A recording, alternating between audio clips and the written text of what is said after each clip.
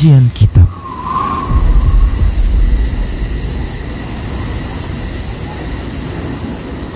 Bismillah, assalamualaikum warahmatullahi wabarakatuh. Innal hamdalillah nahmaduhu wa nasta'inuhu wa nastaghfiruh wa na'udzu billahi min shururi anfusina wa min sayyiati a'malina. May yahdihillahu fala mudilla lahu wa may yudlilhu fala hadiyalah. Wa asyhadu an la ilaha illallah wahdahu la syarika lah wa asyhadu anna Muhammadan 'abduhu wa rasuluhu sallallahu alaihi wasallam. Qala Allah tabaraka wa ta'ala, ya ayyuhalladzina amanu taqullaha haqqa tuqatih wa la tamutunna illa wa antum muslimun. Ya ayyuhan nasu taqu rabbakumul ladzi khalaqakum min nafsin wahidah wa khalaqa minha zawjaha wa bassa minhuma rijalan katsiran wa nisaa'a. Wattaqullaha alladzi tasaaluna bihi wal arham innallaha kana 'alaikum raqiba. Ya ayyuhalladzina amanu taqullaha wa qulu qawlan sadida yuslih lakum a'malakum wa yaghfir lakum dhunubakum wa may yuti'illaha wa rasulahu faqad faza fawzan 'azima. Amma ba'd, fa inna asdaqal haditsi kitabullah wa khairal huda huda Rasulillah sallallahu alaihi wasallam wa syarrul umuri muhdatsatuha wa kullu muhdatsatin bid'ah wa kullu bid'atin dhalalah wa kullu dhalalatin finnar. Para pemirsa Rosyad TV, para pendengar radio Medan Mengaji, serta para pemirsa media-media sunnah yang terus serta menjadikan kajian ini, alhamdulillah segala puji hanya untuk Allah. Salawat dan salam tak lupa kita ucapkan untuk Rasulullah sallallahu alaihi wasallam. Kita lanjutkan bahasan fikih zakat kita, para hamba Allah rahimani wa rahmakumullah. Kita masuki berikutnya, ya. Masih dalam pembahasan zakat peternakan, zakat hewan ternak yang disebut dengan zakatul masyiyah atau al-mawashi atau zakatul an'am, zakat hewan ternak yang digembalakan. Baik para hamba Allah rahimani wa rahmakumullah, ada hadis Nabi sallallahu alaihi wasallam tentang kewajiban zakat hewan ternak yang digembalakan. Hadis yang dikeluarkan oleh Imam Al-Bukhari dalam kitab sahihnya, Nabi sallallahu alaihi wasallam bersabda, "Walladzi la ilaha ghairuhu." Demi Allah zat yang jiwaku, demi Allah zat yang tidak ada sesembahan yang berhak disembah kecuali Dia. Ma min rajulin takunu lahu ibilun aw baqarun aw ghanamun la yuaddi zakataha illa utiya biha yaumal qiyamati a'zama ma takunu. Tidaklah ada seseorang yang dia memiliki unta atau sapi atau kambing yang dia tidak membayarkan zakatnya, kecuali akan didatangkan pada hari kiamat lebih besar dari sebelumnya.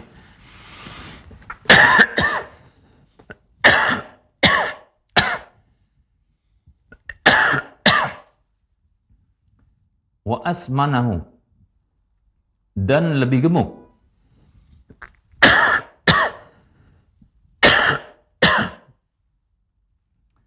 Tata'uhu bi akhfafiha wa tanhatuhu wa tantahuhu bi quruniha.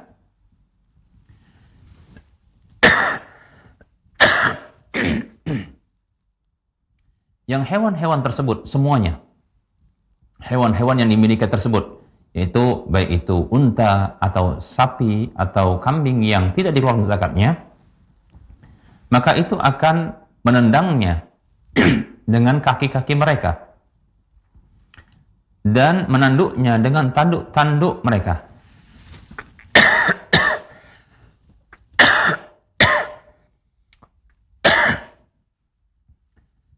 Kullama jazat ukhraha ruddat 'alaiha ulaha.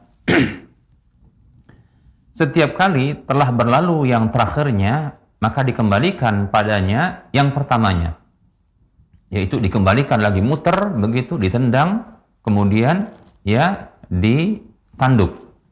Hatta yuqda bainan nasi, sampai ya dia diberlakukan peradilan di antara manusia. Hadis riwayat Al-Bukhari. Baik para hamba Allah rahimani wa rahmakumullah. Ini menunjukkan bahwasanya adanya wajib zakat pada hewan ternak, dan hewan ternak yang dimaksud di sini adalah harus terpenuhi syarat, yaitu selain syarat nisabnya, begitu juga haulnya, satu lagi adalah digembalakan sebagaimana yang sudah kita jelaskan pada pertemuan sebelumnya. Untuk zakat unta sudah selesai penjelasannya pada pertemuan yang lalu. Nah, sekarang kita akan masuki berikutnya adalah zakat sapi atau lembu. Baik para hamba Allah rahimani wa rahmakumullah. Berikut ini kita akan jelaskan tentang nisab sapi dan kadar yang wajib dikeluarkan untuk zakat sapi tersebut. Ada hadis yang dikeluarkan oleh Imam Tirmidzi dalam kitab sunannya, Abu Daud dalam kitab sunannya, dan An-Nasa'i dalam kitab sunannya. Begitu juga Imam Ibnu Majah dalam kitab sunannya. Disahihkan oleh Syekh Al-Albani rahimahullahu ta'ala. An Mu'adzin ibni Jabal radhiyallahu anhu, dari Mu'adz ibnu Jabal radhiyallahu anhu, qala, ia mengatakan, ba'atsani Rasulullah sallallahu alaihi wasallam ilal Yamani. Rasulullah SAW pernah mengutusku ke Yaman. Wa amaroni an akhudha minal baqari, dan beliau memerintahkanku untuk mengambil dari sapi itu min kulli arba'ina musinnatan. Dari setiap 40 ekor sapi ada satu hewan namanya musinnah. Nanti akan kita sebutkan apa itu musinnah. Wa min kulli salasina tabi'an au tabi'atan, dan dari setiap jumlah 30 maka dikeluarkan tabi' atau tabi'ah, demikian. Hadis riwayat Tirmidzi, Abu Daud, Nasa'i, dan Ibnu Majah. Baik para hamba Allah rahimani wa rahimakumullah, ya.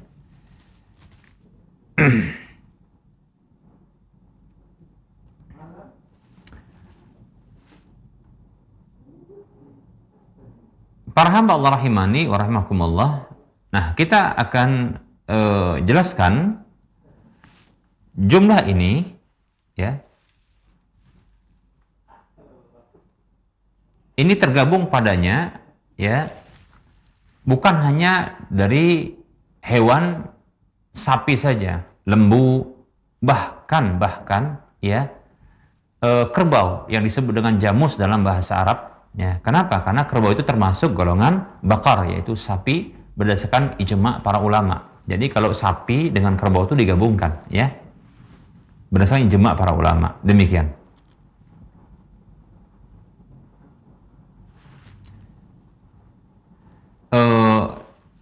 Dalam hadis yang sudah kita sebutkan, bila kita melihat itu tidak disebutkan batas minimal untuk nisabnya, karena disebutkan tadi pada setiap 40 maka ada zakat berupa sapi musinnah.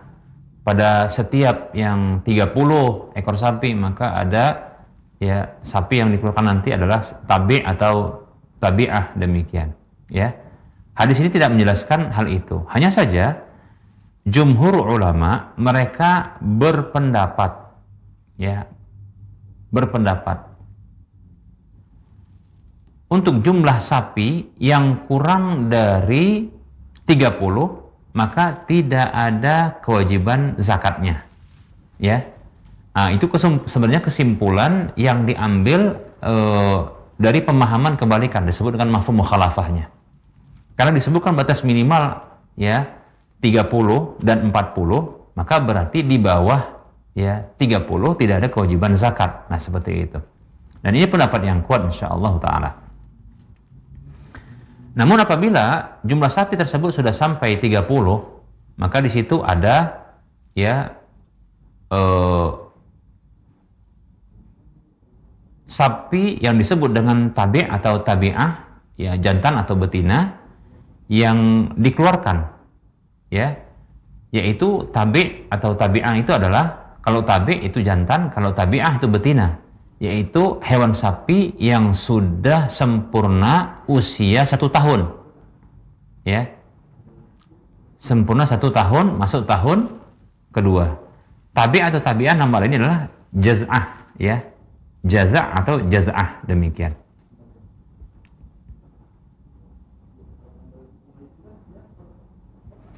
Adapun kalau dia berjumlah ya 40 ya, maka ada kewajiban untuk mengeluarkan zakat ya berupa sapi dengan nama musinnah, yaitu sapi yang sudah sampai usia 2 tahun sempurna masuk tahun ketiga. Nah, itulah disebut dengan musinnah.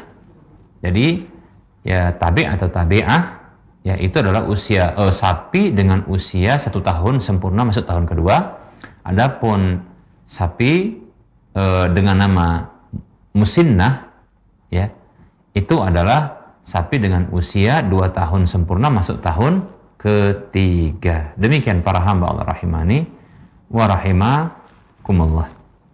Nah, berikut ini kita akan sebutkan ya prosesinya ya, jumlah sapinya. Baik.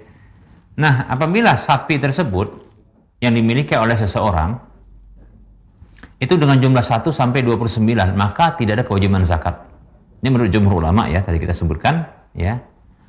Adapun ya sapi dengan jumlah, apabila seseorang punya sapi dengan jumlah 30 sampai 39, ya, mau dia 30, 31, 32, 33, sampai 39, nggak sampai 40 dia, 39, maka ada kewajiban mengeluarkan zakat kalau sudah setahun dia, sudah setahun, ya, dan digembalakan sapinya, ya, maka ada kewajiban zakat berupa sapi tabi' atau tabi'ah, jantan atau betina, ya, tapi dia hewan sapi yang sudah berusia 1 tahun sempurna masuk tahun kedua. Itu disebut dengan tabi' atau tabi'ah. Ya, dengan jumlah sapi sekitar 30 sampai 39. Adapun sapi dengan jumlah 40 ya sampai 59. 40 sampai 59 ya. Maka ada kewajiban zakat sapi dengan nama musinnah, yaitu sapi dengan usia 2 tahun sempurna masuk tahun ketiga. Kalau jumlah sapi yang dimiliki ya dan itu sudah sampai 1 tahun, itu jumlahnya 40 sampai 59.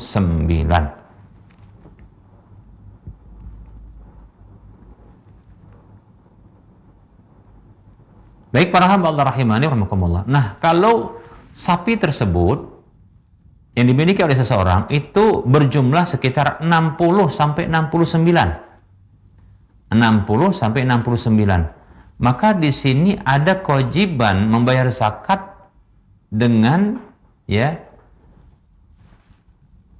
sapi jumlahnya 2 tabi' atau 2 tabi'ah, 2 tabi' atau 2 tabi'ah, yaitu 2 ekor sapi dengan usia 1 tahun sempurna masuk tahun kedua. Jadi 2 ekor dia. Nah, apabila jumlah sapi tersebut berjumlah ya 70 sampai 79. 70 sampai 79. 70 sampai 79, baik itu 75, 76 gitu ya. Nggak sampai di 80, 70 sampai 79. Maka di sini ada kewajiban zakat yang harus dikeluarkan kalau sudah 1 tahun dan digembalakan sapi-sapinya, yaitu sapi berupa tabe dan sapi musinnah, yaitu 1 sapi tabe, 1 sapi musinnah. Jadi 2 tapi dengan usia yang berbeda-beda. 1 tabe dan 1 musinnah. 2 dia. 1 tabe maksudnya 1 sapi dengan usia 1 tahun sempurna, kemudian 1 musinnah, 1 ekor sapi dengan usia 2 tahun sempurna. Nah, begitu. Kalau jumlahnya 70 sampai 79. Kemudian, apabila jumlah sapi itu 80 ekor sapi sampai 89. 80 sampai 89, ya. Contohnya 85 begitu ya. Sudah bertahan 1 tahun dan digembalakan. Ya, maka orang tersebut wajib mengeluarkan sapi 2 ekor musinnah. 2 ekor musinnah, yaitu 2 ekor sapi dengan usia 2 tahun sempurna masuk tahun ketiga. Apabila seseorang memiliki sapi dengan jumlah 90 sampai 99, 90 sampai 99, ya, 90 sampai 99, ya, dan itu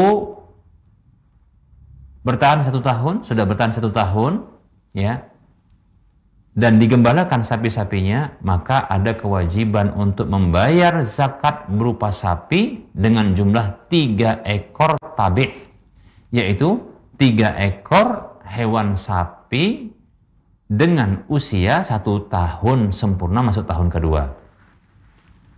Kalau jumlah sapinya 90 sampai 99. Adapun apabila jumlah sapi tersebut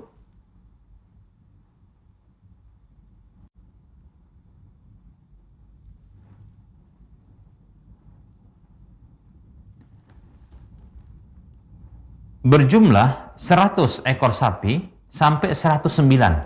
100 ekor sapi sampai 109. 100 ekor sapi, 100 ekor sapi sampai 109. Maka di sini apabila sudah bertahan 1 tahun dan digembalakan sapi tersebut, maka ada kewajiban bayar zakat sapi tersebut dengan jumlah 2 ekor tabi dan 1 ekor musinnah. Jadi 3. Cuma rinciannya 2 ekor tabi itu 2 ekor sapi dengan usia 1 tahun sempurna masuk tahun kedua, plus dengan 1 ekor musinnah, yaitu 1 ekor hewan sapi dengan usia 2 tahun sempurna masuk tahun ketiga. Nah, seperti itu. Ya. Demikianlah ya untuk bilangan jumlah sapi, ya. Setiap 30-nya maka ada 1 tabi yang dikeluarkan sebagai zakatnya, ya, yaitu hewan dengan usia 1 tahun sempurna. Pada setiap 40 ekor sapi maka ada 1 hewan musinnah, yaitu 1 hewan sapi dengan usia 2 tahun sempurna. Demikian para hamba Allah rahimani wa rahimakumullah.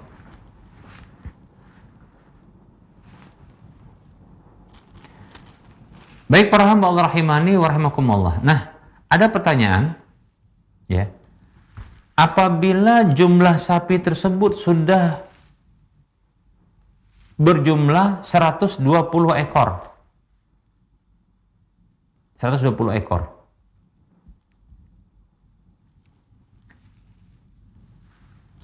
Kalau 120 ekor, kalau dibagi 4, berarti dia adalah 30-30. Kalau dibagi 3, ya, maka dia 40-40, demikian. Ya. Nah, tadi sudah kita sebutkan bahwasanya setiap 40, ya, maka ada 1 musinnah, 1 ekor sapi dengan usia 2 tahun sempurna. Kalau 30, ya, maka ada 1 tabi yang harus dikeluarkan, yaitu hewan sapi dengan usia 1 tahun sempurna. Demikian. Nah, sekarang kalau jumlahnya 120, ya, apakah wajib untuk membayar zakatnya dengan tabi atau dengan musinnah? Nah, itu dia. Maka di sini zahirnya maka orang yang mempunyai sapi dengan jumlah 120 ini yang sudah bertahan 1 tahun dan digembalakan, maka dia diberikan pilihan untuk mengeluarkan, ya, 4 ekor sebagai zakatnya, 4 ekor tabi. 4 ekor tabi yaitu 4 ekor sapi dengan usia 1 tahun masing-masingnya sempurna, ya. Atau dia silakan memilih untuk mengeluarkan sebagai zakat yaitu 3 ekor musinnah, yaitu 3 ekor sapi dengan usia 2 tahun sempurna masuk tahun ketiga. Demikian para hamba Allah rahimani wa rahimakumullah. Nah, ini sebagaimana disebutkan dalam kitab Majmu' Al-Fatawa. Baik para hamba Allah rahimani wa rahimakumullah.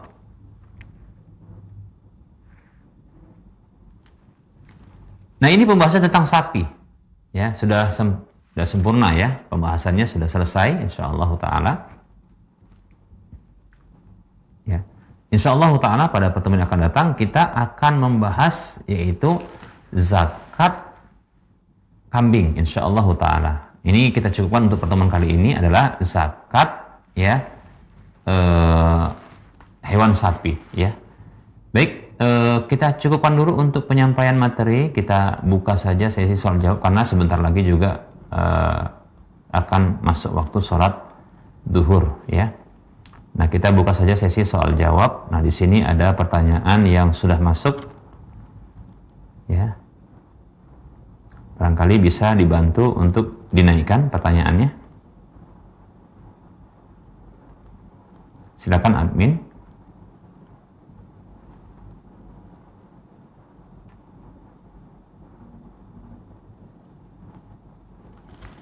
Baik, pertanyaan pertama.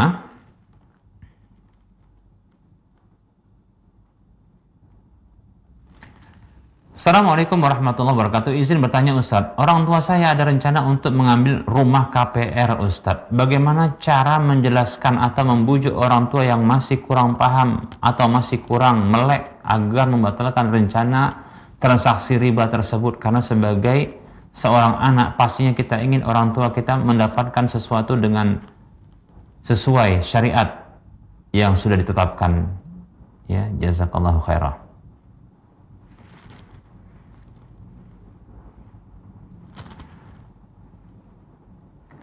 Bismillah wa alaikumussalam warahmatullahi wabarakatuh. Semoga Allah subhanahu wa ta'ala menjadikan orang-orang tua kita, orang tua yang memiliki ketaatan ya kepada Allah subhanahu wa ta'ala dimudahkan untuk bisa ya mengikuti aturan Allah dan Rasulnya. Amin ya rabbal alamin.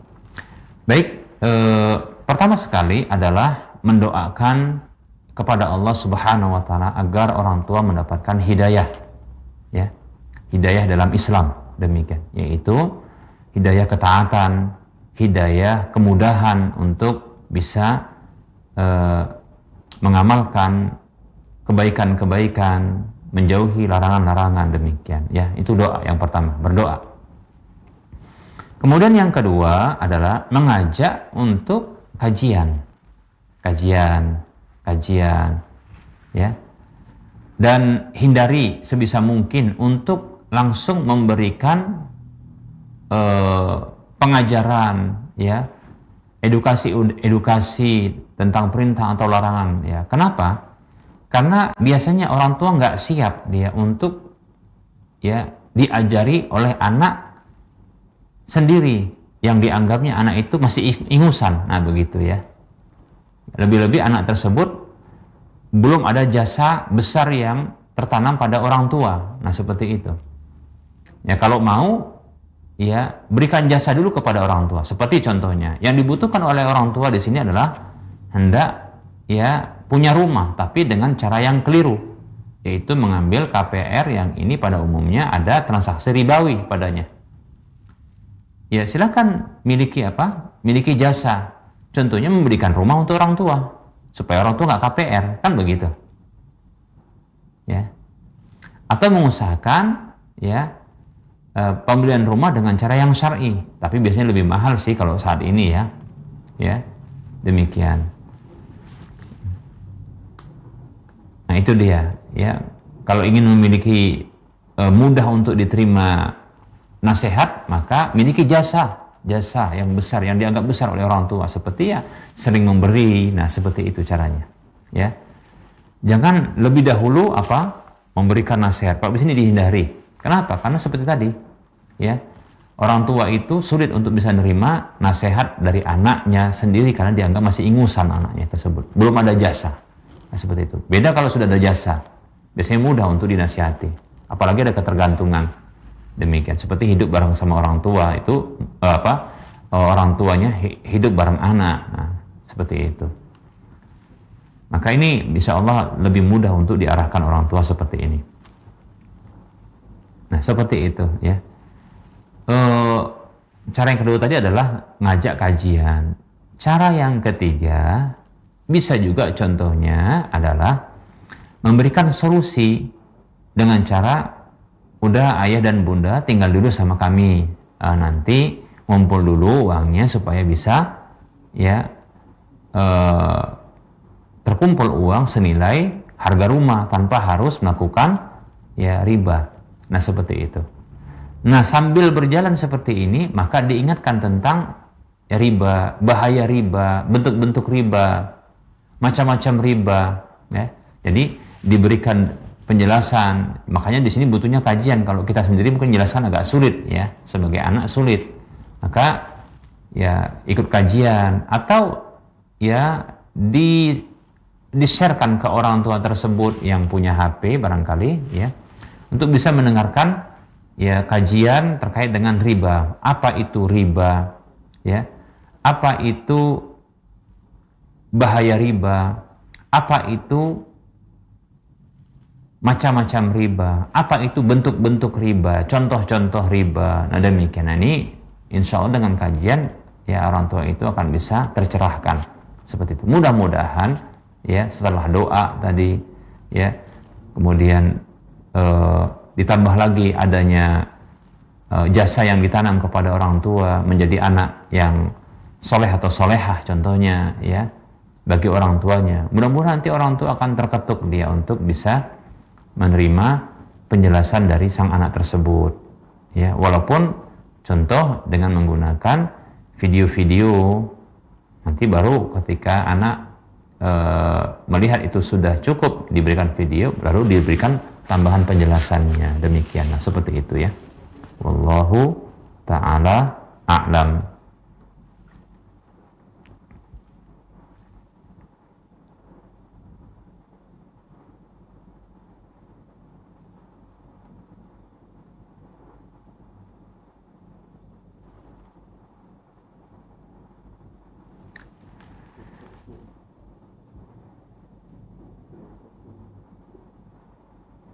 Baik para hamba Allah rahimani warahmatullah, sepertinya sudah masuk waktu sholat duhur untuk wilayah Medan dan sekitarnya ya, karena sudah 12:30 ini, sepertinya sudah masuk waktu sholat duhur.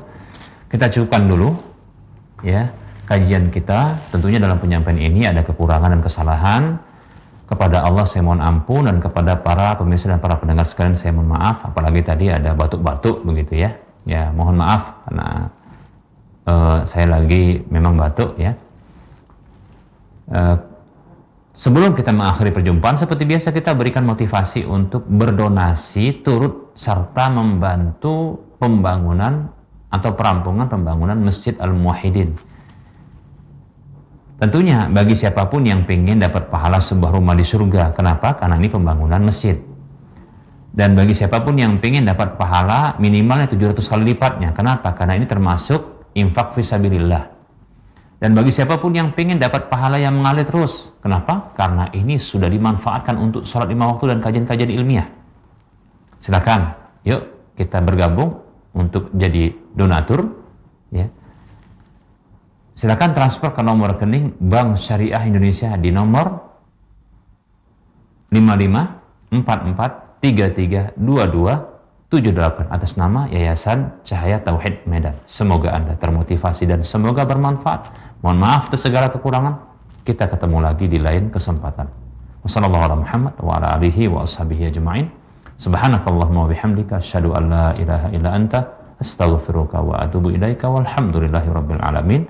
Wassalamualaikum warahmatullahi wabarakatuh.